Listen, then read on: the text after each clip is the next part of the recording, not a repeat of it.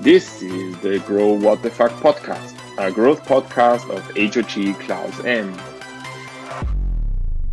Hi, my name is Klaus-M and I'm co-founder and head of growth of Usersnap. In the GroWTF podcast, I want to share with you the successes, but more the failures and learnings from growing our B2B Saas company as a co-founder and as a head of growth. In the last years, I was and I am still confronted with all kinds of challenges from growing our product, company, and our team. Also, I want to become a successful head of growth since I joined a growth agency some years ago. And this podcast should be the platform to share my experiences about what worked and what not. So what is this company I'm working in? Usersnap is a feedback platform that helps businesses to build better, more successful products and services with user feedback. A bit about myself. I'm a serial entrepreneur, and in the last 20 plus years, I co-founded 3 companies within the tech marketing industry. 2 of them got acquired, one by Atlassian. Let's start with today's podcast. But before that, don't forget to subscribe on iTunes for this podcast or sign up on GroWTF, so it's GroWTF.com to stay connected. This will bring you 7 years of good luck.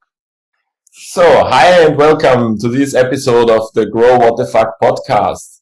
And today we're talking about how to grow your SaaS, B2B SaaS with content marketing. And with me is Tom Peham. And I'm very, very happy to have you here, Tom. Hello. Hi, Klaus. Happy to be here as well. That's great. So, I have to confess that I know Tom quite for some time. And we work together, and I'm working in the same company where Tom started. So this will be hopefully a great podcast today, talking about the past, but also about the current and future things. So Tom, maybe do you want to explain or tell a bit to our audience, about where you're coming from, what you do personally, and also what you do professionally currently? Sure. So let me try to be quick on that. Where do I come from? So I live in Austria. I'm from Lower Austria, and I basically come from the business side, which means I studied business administration at university, mainly because I didn't really know what else to do in life, and I sort of thought, well, studying business doesn't sound too bad because you can be a manager, and being a manager sounded like a nice plan. So yeah, that's basically how I started, and that's also the reason or the way how I ended up in online marketing, digital marketing, as it was called back then. And yeah, I worked at an agency, marketing agency, typical agency here in Austria that was running all different sorts of campaigns and projects, and I came in as being a project manager for different online projects, which meant relaunching websites for our clients, launching newsletter campaigns, running some social media campaigns, like the whole line of online marketing, the whole channel. And yeah, this basically got me hooked on digital marketing, and I'm here since then. So I guess I'm in this industry for more than 10 years now, and I absolutely love it. Since you mentioned Usersnap in the beginning, Usersnap was basically my first adventure in B2B SaaS marketing back in 2014. So after university, I was working back then at a big Austrian media company, and I was really not happy with the way I worked, as I really wanted to go smaller in a sense. I really wanted to join a team where I can do like a lot of hands-on stuff, where I can do stuff, whatever that meant. And yeah, that's how I ended up at Usersnap in 2014. Stayed there for 4 years, with some really like amazing adventures that we tackled, and a lot of learnings along the way. And as said, it got me hooked with B2B SaaS marketing. And after those 4 years, I made the switch to Dynatrace, also being a B2B SaaS marketer there. And basically at Dynatrace, I learned a lot in terms of digital marketing, in terms of Google Ads, in terms of performance marketing. but it also made me realize that in the end, I'm a doer, I'm a maker, and that's why I started a freelance business back in 2018, 2019, helping other SaaS companies build up their marketing, build up their marketing strategies, help them with content marketing. And that's how I got to know Dominic and the team at Storyblok, where I'm now the VP of marketing since earlier this year. So I basically shut down my freelance business end of last year to go back to the business side and join the B2B SaaS company full time. And yeah, now I'm here, and it's really exciting to see how we, from an inbound marketing, content marketing perspective, really support the business, and how it's growing quite nicely, if I put it that way. Yeah, Tom, that sounds awesome.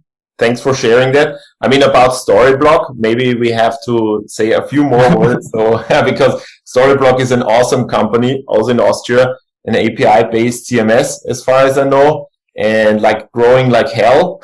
That's really great. The founders did an amazing job, and now I'm super happy that you also joined there. And I hope to hear even more from you about this amazing story.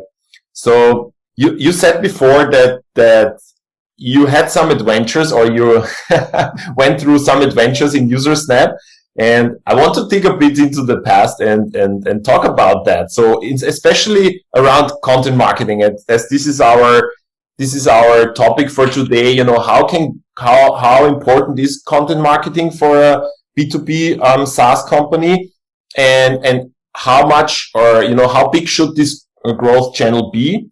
And it would be wonderful to talk about, maybe you can remember some special campaigns that helped Usersnap grow in the beginning. Yeah, sure. So where do I start? Maybe I'll start there. That I mentioned that I joined them in 2014 as being basically the first person in marketing. And what does that mean? It basically means as you do everything that is non-product, non-dev related, right? And when I joined back then in 2014, I was just finishing my master thesis about content marketing, funnily. So, I basically was writing for half a year or so this master thesis about content marketing and best practices in content marketing, and how this sort of new trend is also coming to Austria, as I was studying in Austria, and I was writing about the Austrian landscape. But it sort of made me realize that, or at least I thought so, that I had quite a good theoretical background of what is content marketing and how it helps and supports the business in achieving your business goals.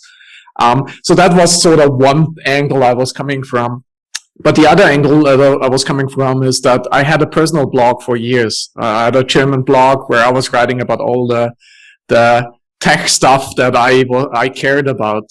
So it was really a personal blog where I simply shared some tech reviews and such. But coming back to Usersnap, I basically joined, and I was like, okay, what can I do, right? Like, as a startup, you don't have much resources. You don't have the money to hire like an agency, to hire freelancers to get off the ground with your content projects. So I was like, okay, I believe in content marketing. I believe that this can have a major business impact. And I think the only thing that I'm good at is maybe writing. So let's write. Let's do something there, because I knew nothing about audio, I knew nothing about video, but I had this experience with my personal blog. So I was like, okay, let's start with a blog, because that's something I can own 100%. I don't need anybody else. I can just do it myself as Thomas. So that's, in the end, to be honest, the honest answer around how it all started, in the sense of building up the blog, building up the content marketing strategy. In looking now back, I have to realize there was no other option. Like, what else should I do as a one-man show, right? So I guess there was no deeper reasoning behind that than just me sitting there, and what else can I do? I can write, so let's do that. So that's how I basically started producing 2 blog articles per week. And, with the main goal of like raising the awareness for Usersnap in user feedback and bug tracking, bringing in new leads, and creating that content topic that supports us as a business in positioning ourselves in this industry. And what was your question actually?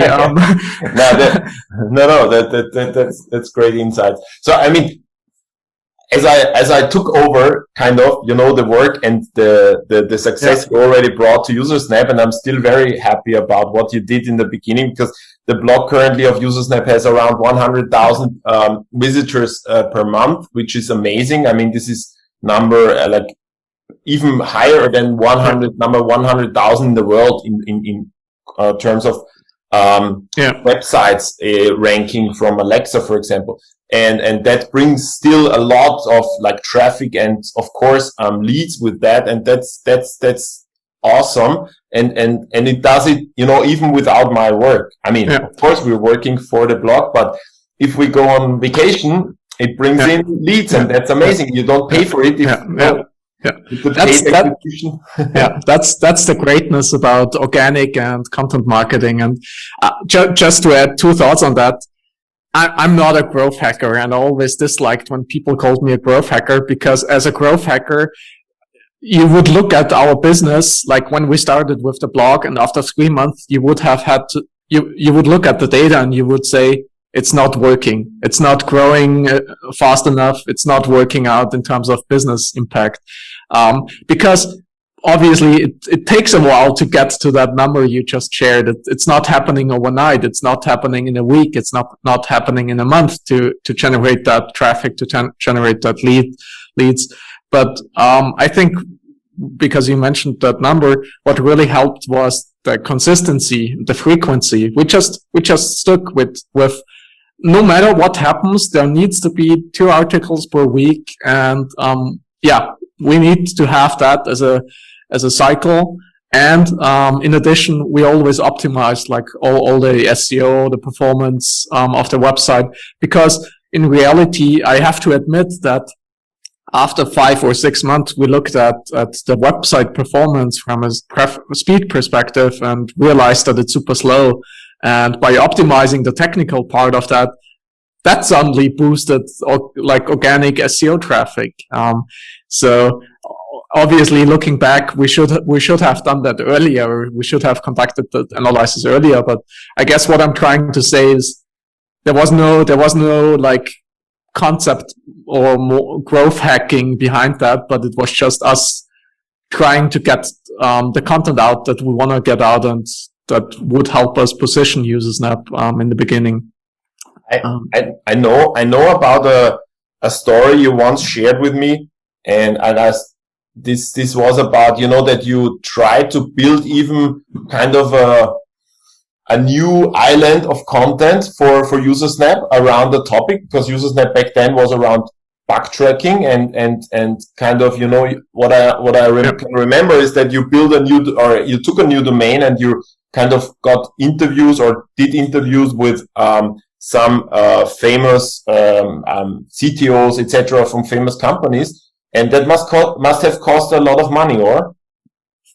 I guess so. Well, yeah. I'm not even sure if the website exists anymore, but back then, I think it was around 2015, mid 2015, we had the assumption of creating this separate space where we like gather and conduct interviews with, as you said, CTOs, head of engineering, to showcase basically their lives and how they work, with the assumption of, again, us positioning ourselves in the space of backtracking.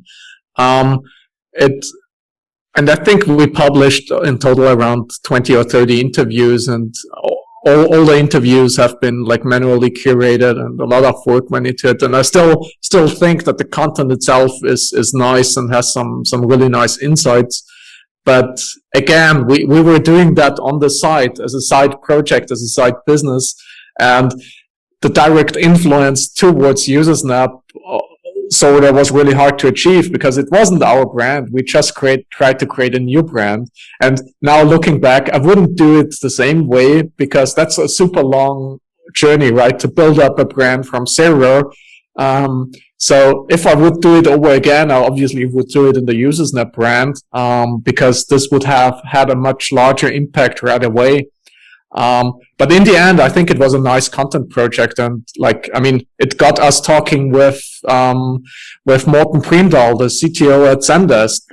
We got some really awesome other stories on the site as well. We republished some on the Usersnap site afterwards, but yeah, from a content marketing perspective, it was a really nice side project. That's great. I mean, what I understood is from you that, first of all, content marketing is kind of something for startups in the early phases, especially, that they are like on this end, it's a cheap start because they could, like, when they have someone who can write, they don't need a lot of other things. You have to know some SEO, etc. But basically, you can start with a WordPress blog, whatever, and get some traffic and leads, and hopefully also convert them. That's great. On the other hand, you would do it only like around the brand, not starting totally new side businesses because you're building up new brands. That's a great learning. I guess I would also see it in the same way.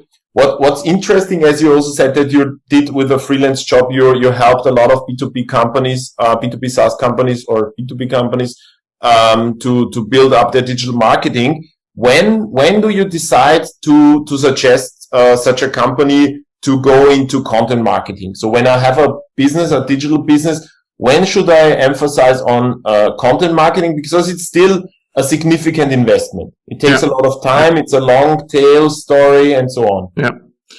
I mean, there are various factors. So I guess the general answer is it really depends. It depends on your business. Are you focused on generating self-service? Like, is it a self-service business with zero sales interception? Is it an enterprise sales funnel? Do you have other funnels that might be already in place? So I wouldn't generalize it, but when I started working with different SaaS businesses, I would usually look at the current stream, right? The current funnels, what's the status quo, and where could content marketing, in a sense, help you achieve certain KPIs, certain revenue goals that you might have. So that's I think the generalized answer on it. Sure, as you said, it costs you resources. Someone needs to do it. So usually I would say, if it fits your culture, it's a plus, because someone in your team, or you need to hire someone that can write content, produce content in any form, be it audio, video, and B, needs to be an industry expert, right? So that combination is sometimes quite unique, depending on the industry, obviously, but there are so many industries out there. So usually I would also recommend, like, when I talk to founders, and founders raising that question on, should I do content marketing? Should I start blogging? I always ask them, do you feel comfortable blogging yourself? Is this something you can do? Is this something that feels natural to you as a person, especially as a founder? And does it feel natural to you as I would say, business culture side? Like, does it fit your culture? Because if you're just sales focused, content marketing won't make you happy. It will take 3 months, 6 months until sales will see some impact, maybe a bit sooner, but if you just drill down on sales, don't do it. Like, it won't make you happy. That's great. That's great. Because there are two things which come to my mind when I hear that. The first one is, the reason why we are on video here and on audio is because I decided, initially I wanted to write a blog, but then I asked myself, is this like natural for me? Do I write regularly? And I had to answer no. Yeah. And then I said, okay, video might be better. First, it seemed like a new trend. I wouldn't even call it trend because it's already like fully there, but it's kind of, when you're not the writing guy, then maybe you're the talking guy, and I felt that it's better to me. See? And the second thing is what you said about, like, when you have a sales and then you're building up a blog, and that might take too long for your salespeople. This is still a thing I'm circling around, because Usersnap has two big traction channels. The one is organic traffic, or the organic channel, and the other is word of mouth. And the organic channel it's not only from the blog. So let's say only 13% of our leads are coming from the blog. The rest comes via the website. But as the blog has so much traffic, and thanks Tom for putting the blog under the Usersnap domain, because there is also this discussion, should you have blog.usersnap.com or usersnap.com/blog, and you decided for usersnap.com/blog, which might have some impact on the domain and give it a positive ranking. I believe, and this is unfortunately a belief because I cannot look into Google, that this helps us to push our ranking of the website and get a better ranking in the search. So, but still there is the problem, and I had the first episode I presented on the GroWTF podcast was about our growth lead engine, because we had the blog and it drives a lot of traffic. But how do you convert, visitors, readers into customers? That's a long journey. And if you just put in the banners and say, hey, buy, nobody will buy. Yeah, that's the problem. But this is another story. I mean, that's a valid one. And I think you talked about it in the mentioned episode. I think it also comes a bit down to your strategy and what in the end you want to achieve, because the content marketing can also be a branding effort, right? You can also see content marketing or your blog as a 100% branding effort, which means you have other KPIs to monitor, you have other metrics you will look at, and because in the end you want to influence how many people know about you, how many people search for your brand.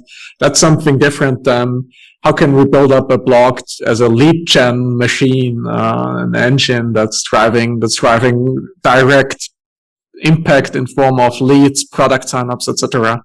But otherwise I'm 100% with you that it's a long journey in some way, and I wouldn't look at vanity metrics much like traffic, because you can easily get traffic by blogging about all sorts of things, but it's probably not helpful for your lead gen and your brand. So that's true. So that's great. Yeah. I would suggest to, if it's okay for you, I have thought about some topics, because content marketing goes around a lot of little tiny, maybe it's not tiny, but there are so many topics connected to content marketing. It's not only writing, because when I think about our blog, we wanted to have a blog which is from the quality of Intercom, etc. And I was not sure if we can manage that. At the end, to be honest, I think we are pretty near to that standard, because we found a person that can write and that has the eager to get is an expert in content, customer feedback and customer experience, and B, we have a senior principal designer, and he is first of all bringing also the visuals in a certain way. So it's not only, what you read, it's also how it looks like. So eating with the eye, as we say in Austria, the eye also eats, also the lunch. So, I have prepared some questions, and about topics, and I would love some initial thoughts you have about, or maybe you have to share a short story about what you learned about that. So, how regularly from your past endeavors, how regularly would you recommend, let's say when a founder comes to you and says, okay, we want to use content marketing as a growth channel, how regularly should a B2B startup publish content? That's a good question, and I would say it depends a bit on your resources that you have internally, externally, and it depends a bit on the topic and the area we want to tackle and we want to cover. So assuming those two things, I would say everything between 2 articles a week, 3 articles a week, up to 1 article per month is something fine. I think each company, each business needs to find some sort of cadence and should stick to it as long as possible. But I don't have any recommendation if this needs to be twice a week or once a month, because it could also be totally awesome that you produce this awesome piece once a month that everybody is looking for and everybody's expecting an email on it because it's such an awesome piece on whatever it is you're working on, and it's just you and it's super unique. So do it once a month. That's totally fine, but stick to that and tell people that they can only expect that once a month. To be honest, we did it twice. I started back then twice a week. And funnily enough, also here at Storyblok now, we try to publish 2 articles per week. Mainly also because we're starting from a content topic perspective with a lot of groundwork. So we try to position ourselves in the CMS space, in the digital experience space. And I believe the more content that obviously has some sort of quality level goes out, the better it is. So that's why we are now again starting with a 2 articles per week schedule. But I wouldn't say that this is set in stone. Okay, great. You mentioned quality standards. Are there quality standards that you internally set, or are there any standards someone could take and say, okay, this is the minimum standard an article has to have to reach some, organic traffic? We do have some checklists, technically speaking. So we have a checklist like on sort of roughly the length, on the content diversity. Obviously for Google nowadays, it's also important that an article, for example, has some diverse content formats, be it an image, be it a table, be it some bullet points. So we do have like a technical checklist, a technical SEO checklist in a sense, but we don't have like a quality checklist per se, but we do have like feedback loops. And in the end, there needs to be one person who decides, okay, this goes live or this doesn't go live. And for us at Storyblok, it's me, as I'm responsible for marketing here. But I think in generally speaking, there needs to be someone who has that decision making power. Back then at Usersnap, if I go back 6 or 7 years, the standard mainly was, is that content that I'm proud of, and would I share that personally on my network? And if the answer was yes, then I would hit publish. If the answer was no, I needed to tweak it. So that's a good one. That's a good KPI. But now you have to reveal the secret. Are you blogging at Storyblok on your own CMS, or are you using WordPress? Yeah, sure. We drink our own champagne, so that's good. That's great. Okay. That brings me also to my next question. Are there any essential tools you would recommend, or that you have used or are using for content marketing? I mean, the main ones. I mean, it depends what you see as a content marketing tool, but I would say start simple, or like if I would think about the tools that really help me as a content marketer, I would think about Google Search Console, for example, that helps me gather search intent and helps me understand what people are searching for and ending up on our site in general. Mm-hmm. I would also probably mention SEO tools like Ahrefs or SEMrush that help you do like keyword research, help you do competitor research, help you understand how easy or how hard certain search intents might be. From a content production perspective, I would definitely mention Grammarly, which makes my life easier, as many people's life. I think that those are the tools that come to my mind. Obviously it depends on the area. If you look at SEO, if you look at content publishing, distribution, but, overall, what I could also mention is that, if you have a team, have a Kanban board, have a content schedule, an editorial plan. I do a lot of brainstorming and brainstorming mockups and such in Figma. So Figma, for example, is the place where we as a marketing team get together and brainstorm certain content ideas and build like pillar content strategies for topics. So we just use a blank Figma page and throw in our ideas. So yeah. I think those are the main tools that come to my mind. Cool. And we are using Airtable to gather all the ideas and keep track on what is out, what is on the plan, etc. Because it can get like a lot of information and data. You have to handle them. So that's working great for us. I mean, still for me, one thing, because you mentioned speed, Google page speed and like GT metrics, still tools I'm using regularly to see, because over time, something gets slower. Of course, Storyblok not, but in general, other tools are getting slower, and then you should regularly check in and see how the speed is, especially on your blog. Yeah. That's great. We talked before, we dived into the topic of KPIs. I just want to touch that briefly. Are there any main KPIs that you are looking at and keep an eye observing when it comes to content marketing? Yeah, sure. So if I think through the KPI sheets that we build up, I always start with, or I try to capture brand, right? Because to some extent, we as content marketers also do branding. And as mentioned before, it depends on your priorities. But the first KPI that I look at is what's the monthly search volume for our brand? How many people search for that month over month?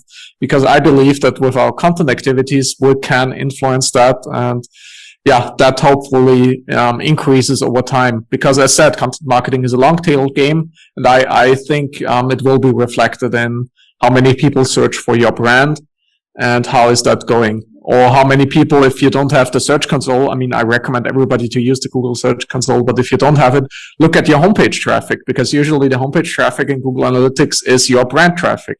People end up on the homepage as a landing page when they search for you or for one topic that is core to your business. So that's the first metric I usually start tracking with from a top of funnel perspective. Yeah, sure. I mentioned before, traffic is maybe a vanity metric.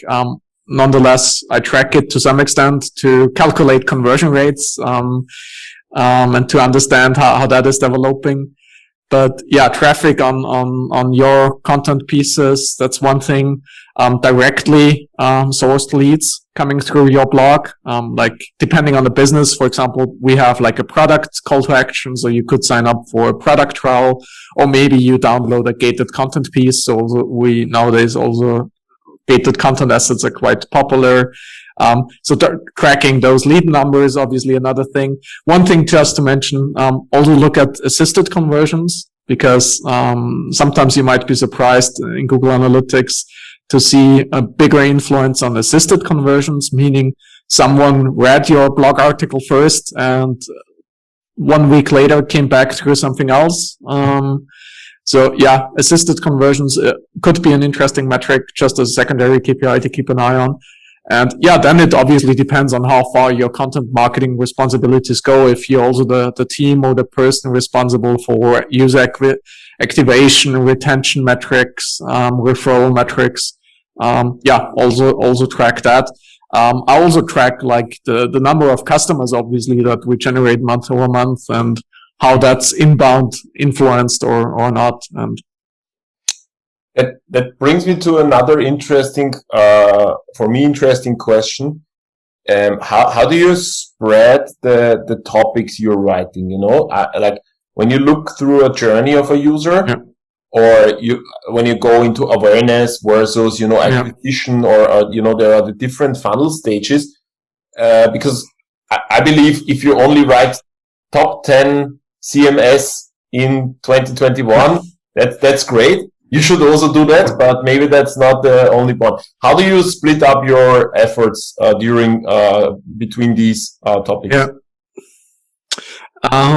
That's a good question, and I think a lot of people struggle with that. So I try to approach it from a cycle perspective. So if I look at cycles, there's one core. You always have one core topic, and that's you. So you can write about yourself. You can write about your brand to make sure that people searching for all sorts of search intents come to you. So your brand is at the center. What comes next? Usually in SaaS, it's your product, right? People, if your product has the same name as your brand, okay, that's nice. It's the same thing. So write about your product, your core features, your core capabilities, your core USPs, your core business values that come with that. There's search intent there, believe it or not. Usually there's a lot of long tail search intent there. If you did all that, great. Write about all the use cases and solutions. So people search for solutions in your space. People might search for bug tracking solutions, user feedback solutions, customer experience solutions. Write about all the solutions. Next bucket, write about all the problems. So as you see, I'm always getting broader and broader. Write about problems people have in that particular field, but also from a buyer persona, problems that your buyer persona generally has. So if you address agencies, let's say, and in those agencies you address project managers, they might not only have problems correlated to Usersnap, but also to other problems. Maybe you can help them there as well. If you tackled all the other things, let's get broader. Write about all those problems and how to educate your buyer persona there. Because in the end, the content will be appreciated by the buyer persona if it solves a particular field or problem. And at some point in the future, that person hopefully comes back to you and will remember you at somewhere back in their brain that person was already here. So it increases the likelihood that person will try out your product. So I guess to summarize it, I would say cluster your content and prioritize it in a way that you start with the search intent that is sitting closest to your business, that is sitting closest to your product. Although not a lot of people will search for it, those people who will search for it are high quality leads who are more likely to become paid customers. That's great.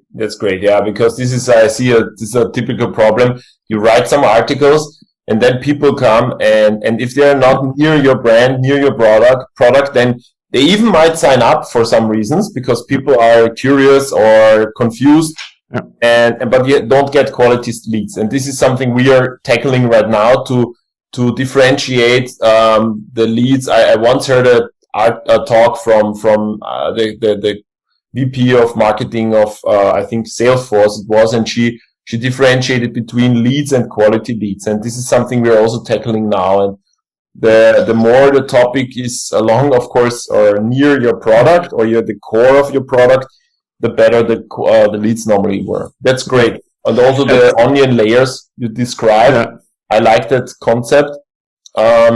It's easier said than done, though. Yes, right? Like it's Yes, absolutely. I totally agree. One thing that kind of interests me a lot is if you have to differentiate, because writing on your blog is one thing, and then you can hope for Google to bring you some leads. That's great. But there is like another approach that could bring either content distribution, social media, even guest blogging. What do you think about these approaches? You mean guest article writing on other people's blogs versus building up your own blog, for example? Yes, maybe I mixed a lot of topics right now. So the one thing was, yes, there was, would you rather write on your own blog or would you go to other assets, other locations and write there? Yeah.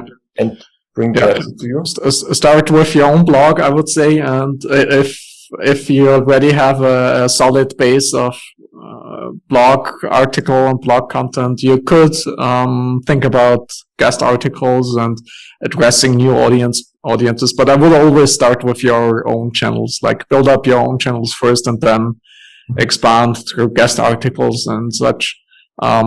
Guest articles can be nice, like because you address new audiences that don't know you, and you can sort of hijack those audiences. But still the long tail impact is less compared to building up your own blog repository. Mm-hmm, mm-hmm. So when we look, you said that you're writing around 2 blogs per week, which is around, let's say, 8 per month. How many guest posts do you write per month? Right now, 0, to be honest. Okay. That's also good. Okay, understood. Now the other part of my question was kind of content distribution creation. Yeah. So you create it, it's there, Google comes hopefully. Yeah. If you have your sitemap right and put it into the search console, But then the question is, do you use other methods to distribute your content? That's a great question, because I think we talk usually too much about the production side and less about the distribution side. My mantra always is that split your work 50-50, right? Like split, if you write, 50% of your time can go into content production, and 50% of your time should go into like thinking about distributing it and where and how to distribute it best and which channels come to your mind. So this, obviously there is a lot of social activities. There are a lot of specialty groups out there depending on your industry, but I'm sure if you're in B2B Saas, there will be a LinkedIn group for your industry. There will be, if you're more techie, there might be a Stack Overflow thread. There might be Quora questions. There might be Reddit forums or other places where you could think about distributing it. So, I would say split it 50-50, and see how it goes. Back at Usersnap, when I started, I tried to live that, and it basically meant, on Monday, I would write an article. On Tuesday, I would publish it, distribute it. On Wednesday, I would write another one. And on Thursday, I would again distribute the second one. So, and it all starts over and over again. That's great. No, I totally agree. This reminds me that we might sometimes shift too much to content creation, which also happens to us. And we wrote, for example, 3 blog posts in the last 3 days. But we haven't distributed it too much beyond the normal social media activities, which is easy done. But to find the right sources, as you said, of the right groups, also to publish it there in a way that it's not like spammy and so on. That's kind of an art you have to learn. Yeah. And it's getting more and more challenging, right? Like nowadays. And I guess it brings me back to, that's why organic is so nice, right? It compounds over time, and but by default, if you do great content, but distributing it beyond organic, I think it's definitely more and more challenging, at least in a written form, but also I think in an audio and video form. I think paid, I guess, becomes more and more important when it comes to distributing it, especially if you want to see short-term results. So we try to experiment with that as well when it comes to new content. I'm a bit of a disbeliever in that you should distribute your organic traffic via paid. It sounds a bit like controversial for me, and we tried that too, but it never really brought the right leads. I don't know. I mean, lead magnets, yes, or remarketing. So we do a lot of remarketing on but this is in our episode number 1 on the content lead engine, how people visiting our blog posts in a certain category, and then they get remarketed with a lead magnet. And in this way, you I wouldn't say monetize the traffic, but you move them, you nurture them down the funnel. But like bringing like fresh leads in, maybe it works, but it's quite cost intensive. So don't see it as a lead gen thing. See it as put 100 euro in promoting your article that you just wrote among your audiences through remarketing, through lookalike audiences, through interest based. Don't measure hard metrics on paid performance on like blog content, for example. That's not working. Are you and your team writing all the contents, or do you have also an outsourced content writer team? So right now we have 2 in-house content creators that work full-time on content creation, content distribution in-house. And we have a small agency who assists us with content production. Yeah. Okay. Yeah, that's similar for us. So we have 2 writers internally, but they are not like, we have more general digital marketeers, and 2 have a specialty in content marketing. But we hired quite a lot of content writers via Upwork. We love the Upwork platform, and after like a very long process where we approved or found the right ones, since then we have a team there and they help us produce, and that's great. So as we talked before, I have to ask you, is like, because it said like, I didn't decide for a blog to write it, but for a video to produce or podcast, a video blog in the beginning and then now a podcast. What do you think about, is video taking over the typical content marketing or not? Is it taking over? I don't think it's either or. It's not a decision between either or. I think it's, for some industries, content maybe video become a more important content format than in other industries. For me, it's a need, no question about you have to choose one channel over the other. For me, B2B Saas and the companies I worked with, I still see plenty of opportunity in written content. Like there is so much room to grow there. So my experience is video is definitely, like from a production perspective, more challenging in a way. But it also comes a bit back to the question of where do you feel most natural and what works for you and what you as a personality. Mm-hmm. But it's not a question of neither or. Yeah, okay, I tend to agree. I mean, I have to tell you, I have one secret growth hack for you. You have to read your next blog post on a Clubhouse session, you know? You have to read it. Yeah. But, yeah. Have you tried that or what? No. We tried Clubhouse once, but okay. I haven't found my path into that. Yeah. Okay.